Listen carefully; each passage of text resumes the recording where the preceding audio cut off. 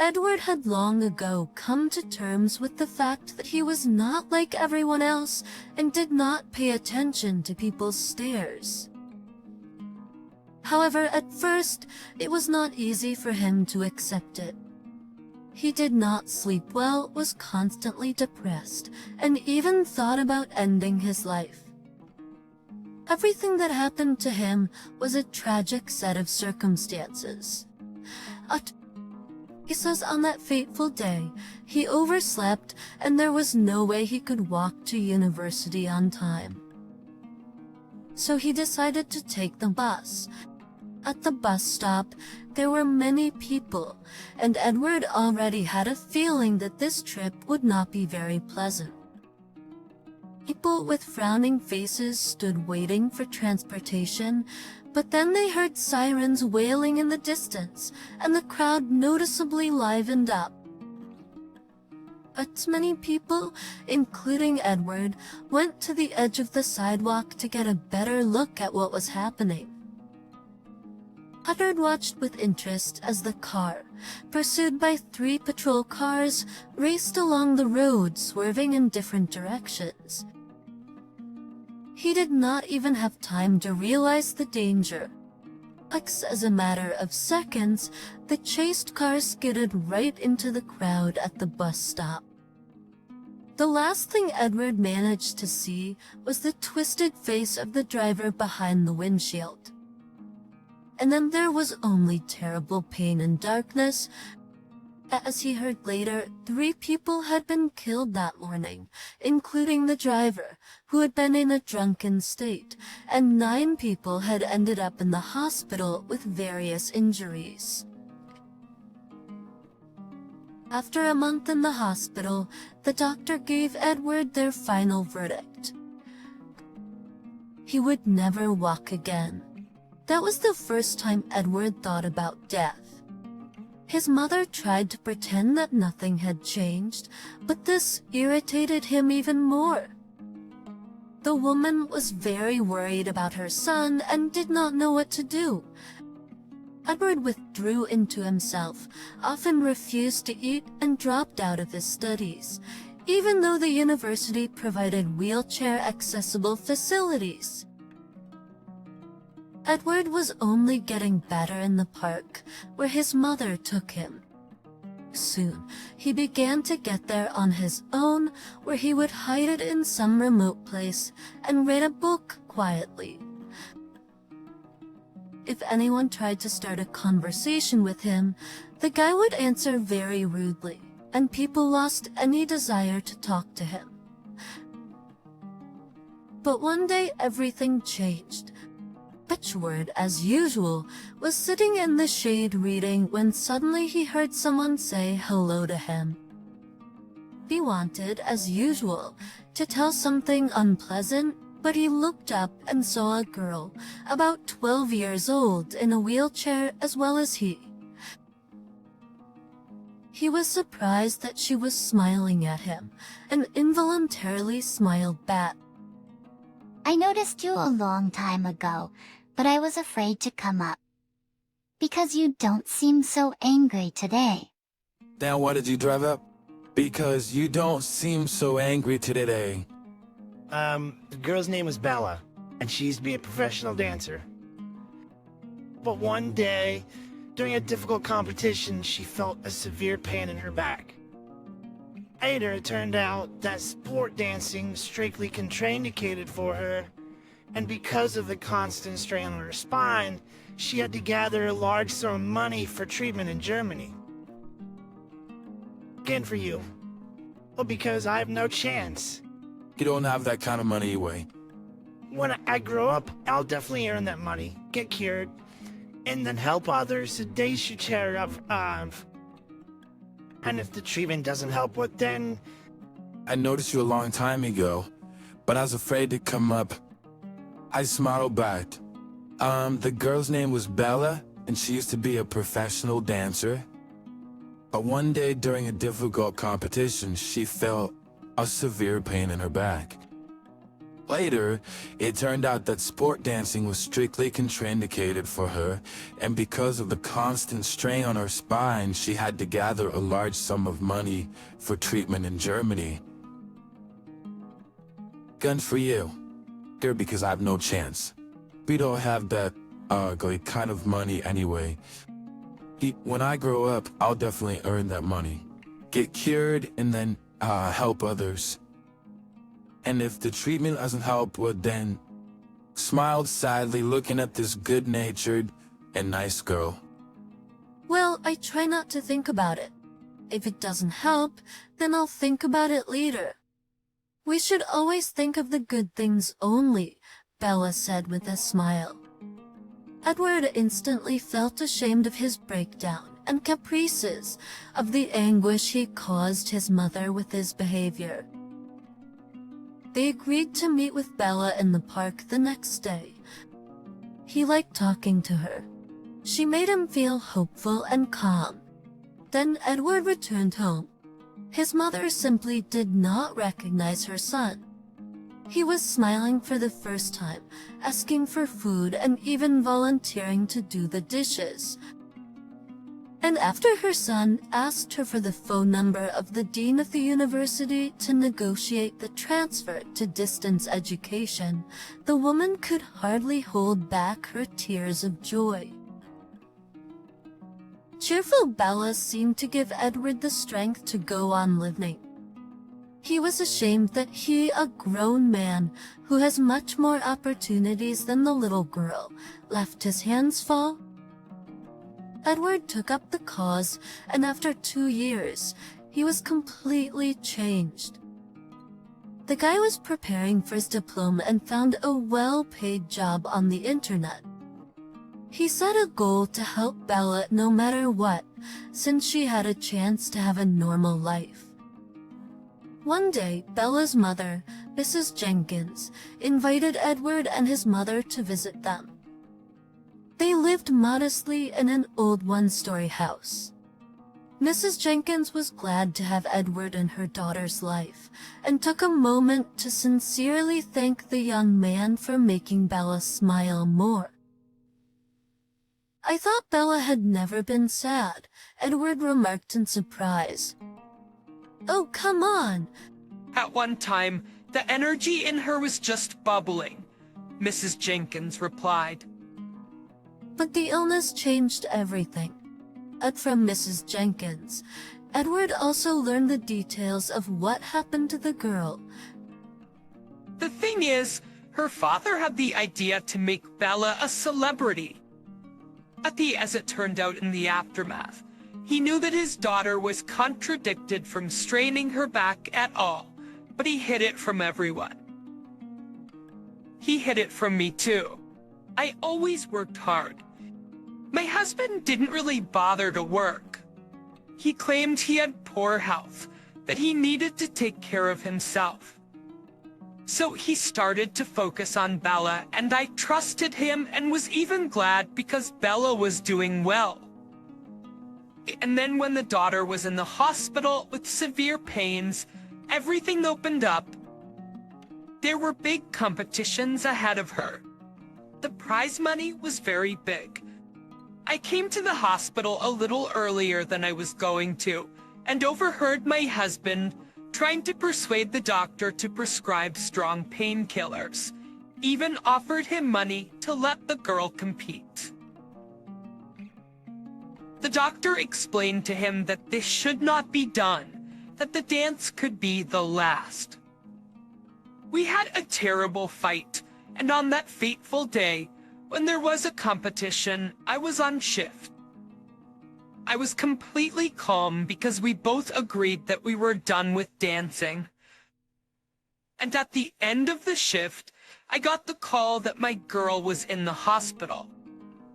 I dropped everything and ran there, and my husband was there. He was upset, not that he had destroyed his daughter, but that she hadn't won the grand prize. I wanted to kill him. And then we were told that our girl will never be able to not only dance, but probably just walk with a cane. After that, he just left, saying that he had nothing more to do here. That's how Bella and I were left alone.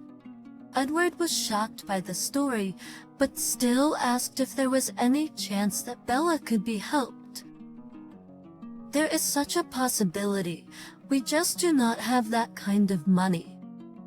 Surgery abroad is expensive, so is rehabilitation.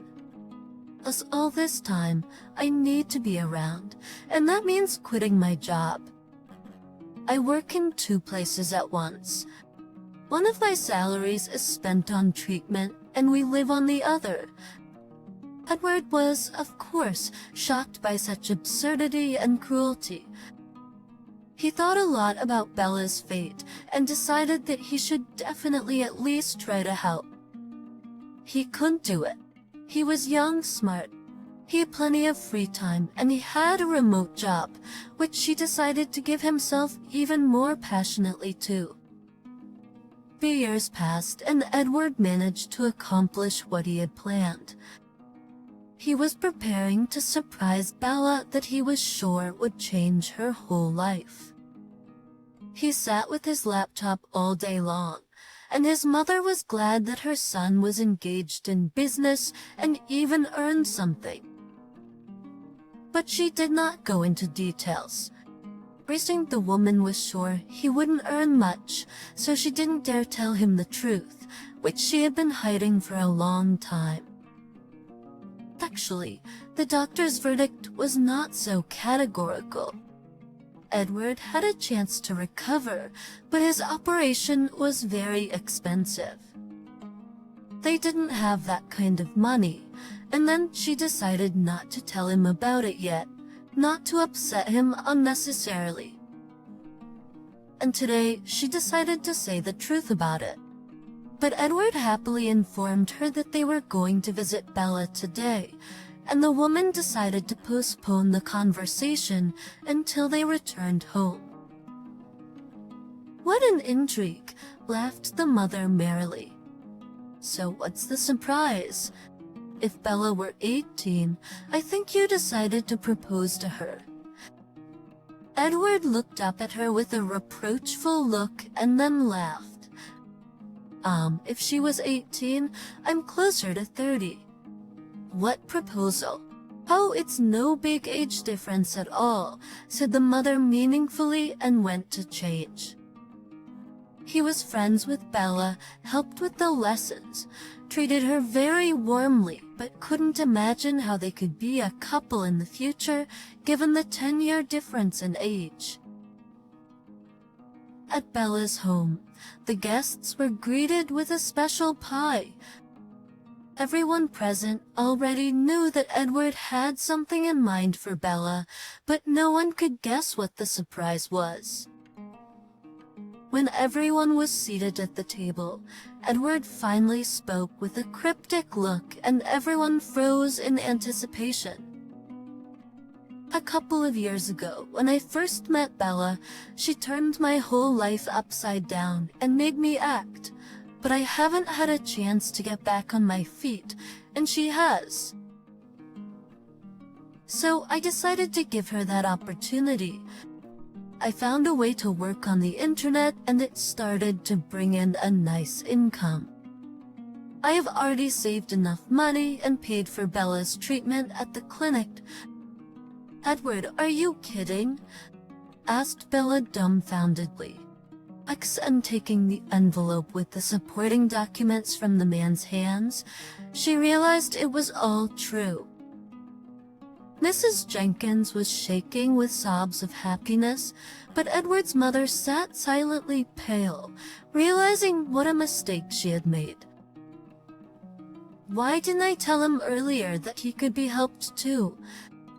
She thought in horror that he wouldn't have spent the money on this girl. "But Mom, you said I didn't have a chance, didn't you?" Edward was stunned. Hutchins, once home, he locked himself in his room and cried for the first time in a long period. Oh, he didn't regret helping Bella, but if he had found out sooner, he would have found a way to help them both. that Edward gradually calmed down and pulled himself together. Now he knew what he had to do next.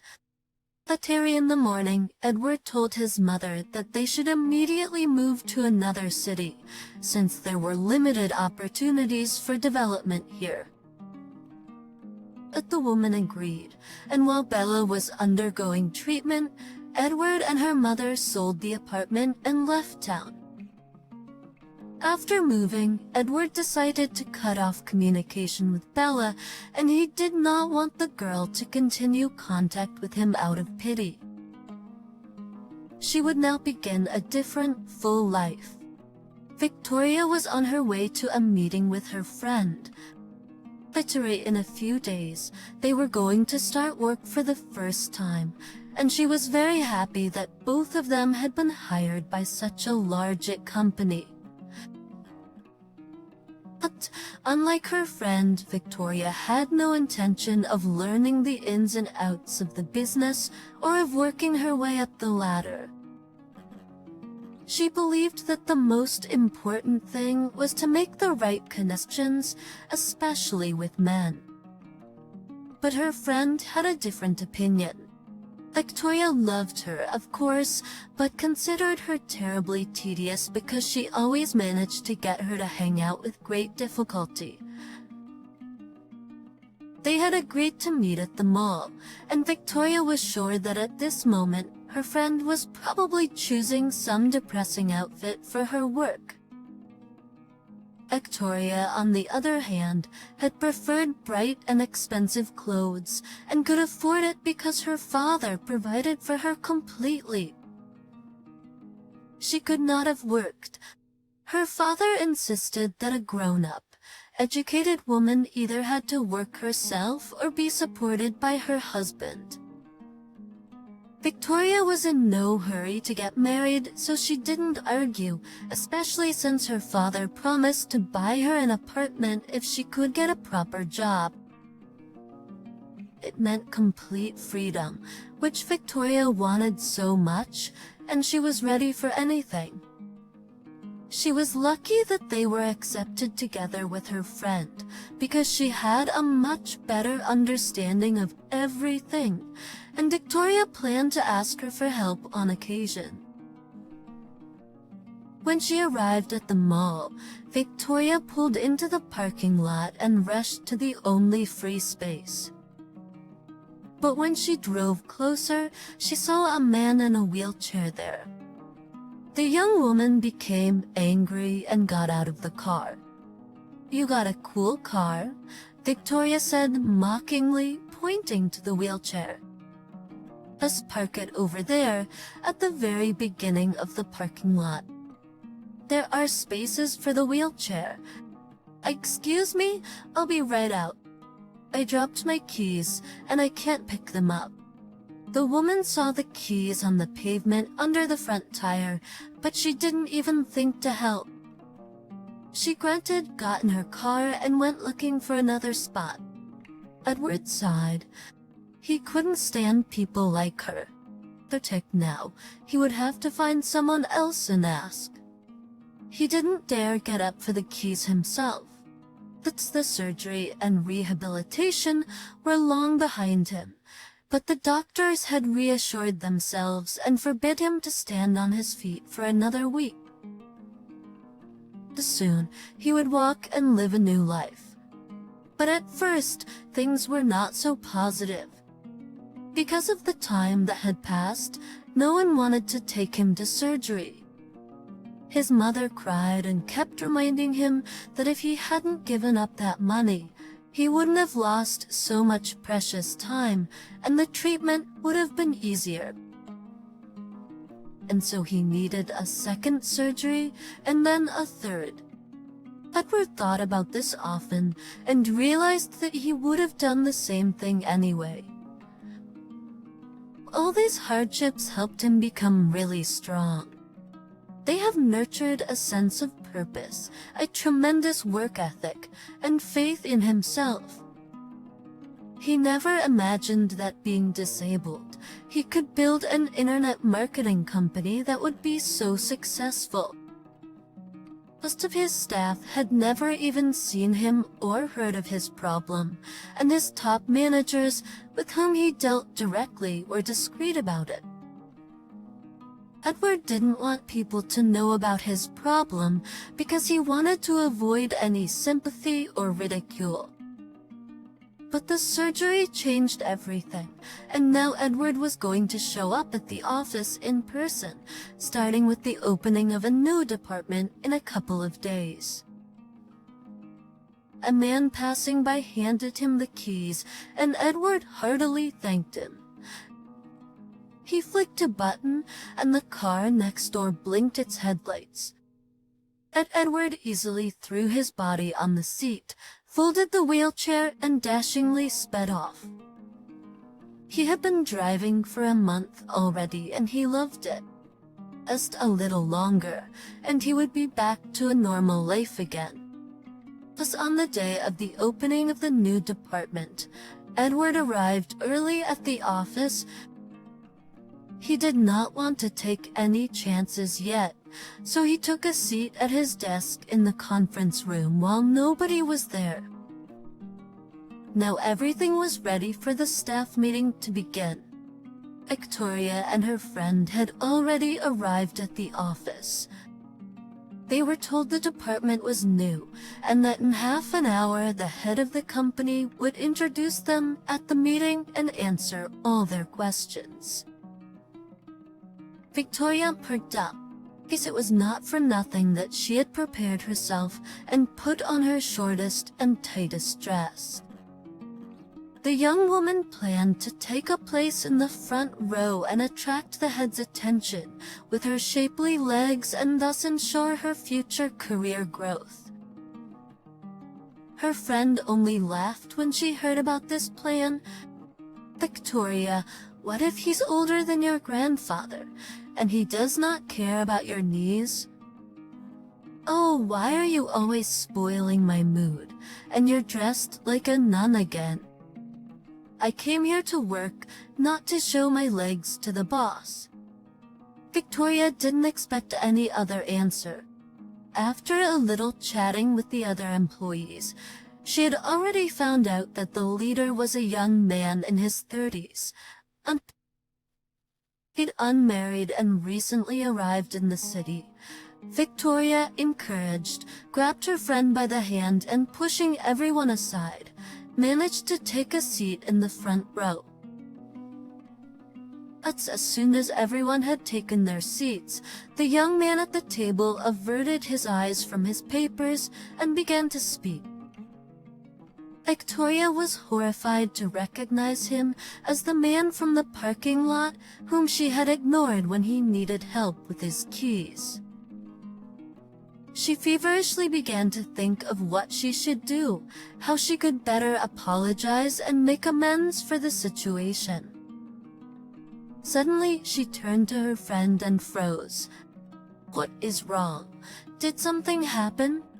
The girl stared silently at the one who was now speaking. Then she jumped up and ran out of the room. Victoria first wanted to run after her friend, but realizing that she would risk losing her job, remained seated. XYE years. When Edward began the meeting, he looked around and noticed in the front row the very same woman who had sassed him in the parking lot. Yeah, what a small world, he thought. He saw the impression he was making on her and almost laughed. He even thought he'd have to teach her a lesson, so she wouldn't want to insult other people for a long time. But suddenly, his gaze slipped next to her, and Edward saw another woman who was looking at him with huge eyes. There was something familiar in those beautiful eyes, and he even faltered for a second. He continued his speech, only when she cried he recognized her. It was Bella. Edward struggled to keep talking, but when Bella ran out of the hall, Edward decided to interrupt the meeting. Began to disperse to their places of work, and Victoria was very surprised when, the personal assistant of the boss came up to her and asked her to go to his office. The woman was pleased. Now she would have the perfect opportunity to make amends. She entered the office gracefully swaying her hips, but caused only a sneer on Edward's face. The woman sat down on the edge of her desk and began to apologize for the incident in the parking lot, but Edward said he only wanted Bella's address. Victoria did not want to talk about Bella, but Edward insisted and she had nothing to do but dictate the address, after which the assistant chief literally pushed her out the door. Sat at home, her bed and sobbed. Tried to find out what was wrong, but she only started crying harder. Though she cried only once. Opened the door and groaned. In front of her stood a worried Edward. He leaned on a cane and in one hand was a bouquet of flowers. Edward gave the astonished woman the bouquet and quickly walked away. He knew about Bella's childhood crush, and even then, he wanted her to meet a normal guy. But today, he realized that she still remembered and probably loved him. A few months later, Edward and Bella had their wedding. At first, Victoria didn't want to go to the wedding because she thought her friend had taken her place. But then, she became interested in Edward's friend, a companion, and agreed. Edward warned his friend about Victoria's character, but he decided to try to fix it. Edward doubted, but he did not argue and wished him luck. He stood and watched as Bella walked towards him in a white dress and realized that life is really good. He had his own business, his beloved wife, and soon there would be a new member in their family. But for now, it was only his and Bella's secret.